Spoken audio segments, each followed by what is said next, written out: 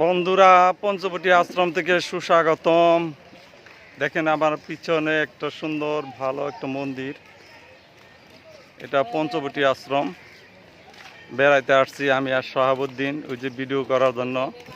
Shahabuddin video করে না, আর lazy. আমি কয়েকটা ভিডিও বানাইলাম, আপনাদের দেখালাম।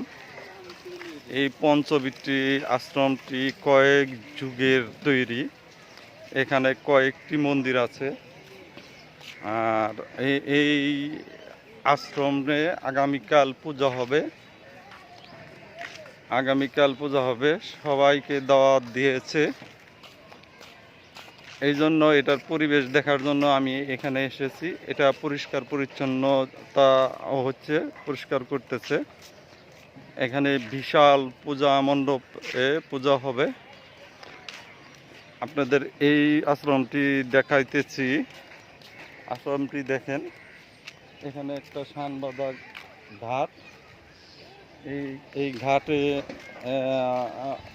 ঘাটে একটা পুকুর, এই পুকুর।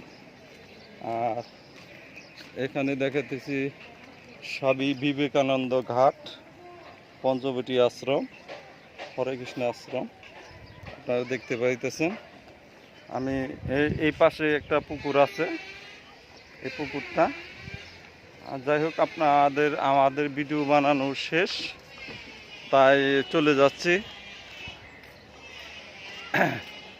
এই যে মেন গেট দিয়ে আমরা চলে যাব, এখানে হেঁটে চলে যাব। আর এইটা হলো পঞ্চবটি আশ্রমের মেন গেট এবং রাস্তা। এখান দিয়েই আপনি যাইতে হইব আশ্রমে। আর এই পাশে হলো মেইন গেট। এই যে গেটটা, আপনারা একটু ভালো করে দেখেন গেটটা। হ্যাঁ, এই আশ্রমে অনেকেই আসে। তো আমি মনে করি এই আশ্রমে একটা বৃদ্ধাশ্রম হওয়া দরকার। বৃদ্ধাশ্রম হলে অনেকে বৃদ্ধ লোক এখানে সেবা নিতে পারবে। আর এই আশ্রমে একটা মেডিকেল টিম থাকা দরকার।